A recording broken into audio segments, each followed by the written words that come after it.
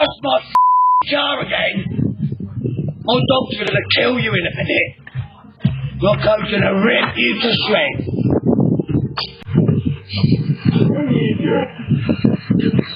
Come on, mother.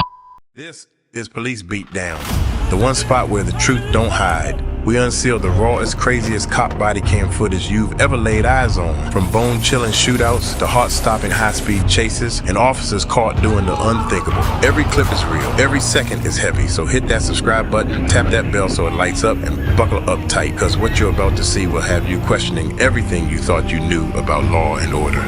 Welcome to Police BeatDown. Jason King violently stabbed his neighbor following a dispute.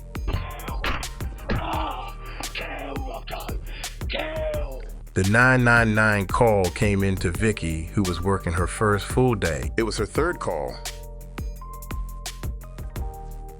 It was my first day in the room, and I can just remember the panic in her voice as she was trying to say what had happened and trying to keep her calm, especially when she's facing the worst day of her life because her husband's just been stabbed. Thames Valley Police, what's your emergency? My neighbour has just got and attacking my brother-in-law's car. And when he got him out of the car, he produced a knife and he just cut my other half. So your other half's been stabbed? Now he's at the front door. He's stabbed him by his belly. Stabbed him by his belly. Okay. We've got police en route to you. Please, I'm James, but he's by my front door. Please stop engaging anything to me. He's out the front door, he's got the knife, and he says he's coming for me. Can you see the officers? Are you with the officers now? Yes, they're here. My recollection of the early moments when I arrived on scene was the street was empty, it was eerily quiet, no sign of the suspect. We then saw the victim, who showed us a stab wound to his abdomen. I ascertained King had a crossbow when he removed the upstairs window to his property. He literally took the whole window out of its frame. And then he was pointing something out the window and I could see a red glint, and then I realised it was a crossbow, and that's when he took 2 shots at me out the window. He's out there! Cameron! Cam!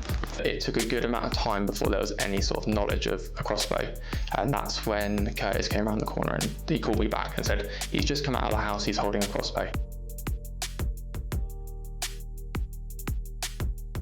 King chased the officers, firing a bolt at PC Foster, striking him in the leg.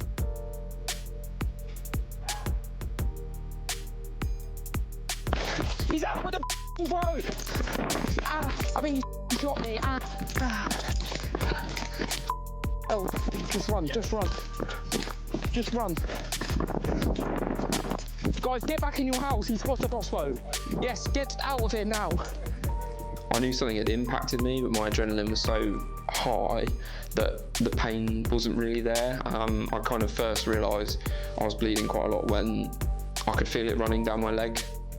And then I touched my leg with above my trousers, and my whole palm of my hand was red where it had gone through my trousers already. So I thought, yeah, I'm losing quite a lot of blood at the moment. Despite being shot, Police Constable Foster and his colleague, Police Constable Parker Graham, cleared the vicinity. PC Foster ran a distance of just under half a kilometer with his wounded leg. Shortly afterwards, a dog handler and PD Merlin arrived on the scene. King fired another bolt towards the dog, but thankfully missed.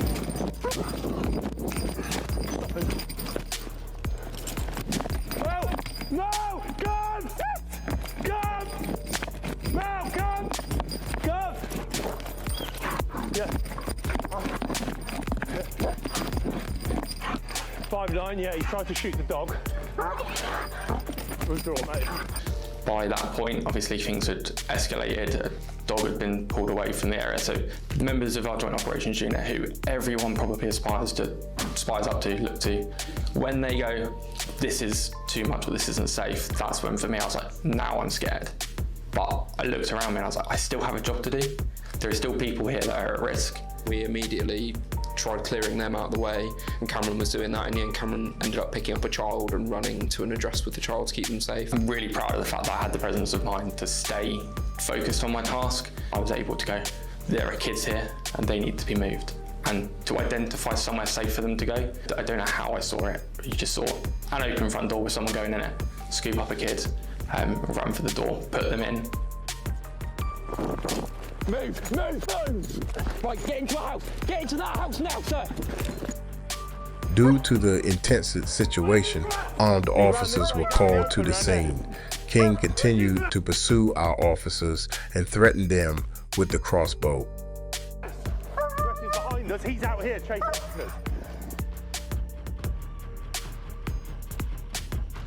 We were given information this male had stabbed a member of the public and was now actively hunting police officers. On approach to this male, he carried on his violent ways by levelling a crossbow at us and pulling the trigger. After multiple demands to put it down and to stay stationary, he carried on posing a significant threat.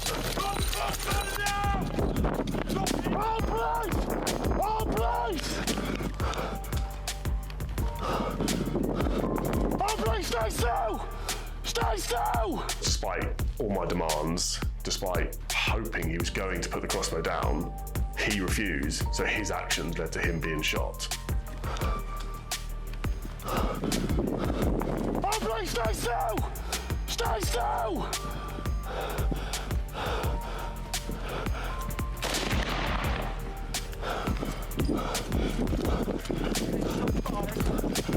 Our officer responded with one shot, striking King in the abdomen. Following the shot being fired, our officers immediately went into life-saving first aid.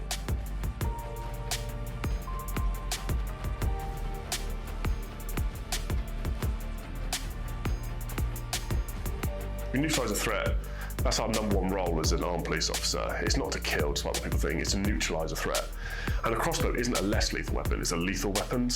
A crossbow bolt can do as much damage as a bullet, if not more, because it carries the weight behind it. He can be behind cover with very limited view on himself and still kill someone very easily. Rather than be a knife or a sword, we have to be within feet. Is this secure? As soon as he was restrained and safe, we went straight into welfare. Meanwhile, PC Foster's crewmates and paramedics worked tirelessly to help him. Put some pressure on that now, please. I've got tourniquet. Do it, do it. Right. All right, mate? Yeah. How you doing? You all right? Yeah. Good, mate. There was a lot of blood. My two colleagues that turned up initially on scene were covered in my blood. That's how much blood I'd lost. And when we got to the hospital, the doctor had a feel of it and said I was really lucky it didn't strike an artery. It was a couple of centimetres away from hitting an artery in the back of my leg. For a major incident, this is the type of call that you dread, really. Member of the public that's been stabbed, a police officer that's been shot as a result of attending to that incident, and then the suspect also being shot by police. I still find it incredible that nobody lost their life on that day. It was not of the scale of some of our murder investigations, but it certainly generated a lot of inquiries and a lot of officer time in order to do that. We had over 300 individual actions inquiries to go and complete that resulted in something of the order of 275 written statements. We had over 40 hours of CCTV that we collected locally and had to review. As part of that, we seized of the order of 500 exhibits. And from that we made forensic submissions, submitting about 30 different items. I think the unpredictable circumstances around these incidents that just become very dangerous very quickly, it can't be underestimated. And the police and ambulance crew attending certainly displayed absolute courage and professionalism in dealing what they encountered on that day. So the unarmed containment on the suspect's house, knowing that he'd armed himself with a crossbow and was taking aim at police officers on that containment, showed immense courage to carry on with their observations from a safe distance. But again, this is a really great example really of the community and the police working together, then providing witness statements for what they'd seen and what happened, and providing access to CCTV that really assisted in those first hours and certainly that weekend in our understanding of what had happened and making real good progress with the investigation.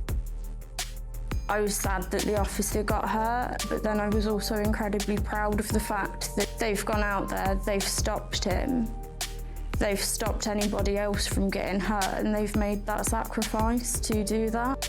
I'm getting back to a point where policing is the same as it was. It took a while to get back to normality, or at least a new state of normality.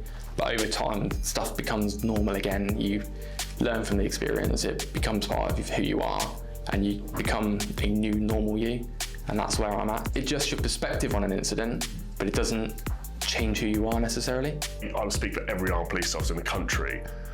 We do this role as a voluntary role. We do it in the just in case someone decides they want to really hurt members of the public, we can neutralise them, but none of us want to.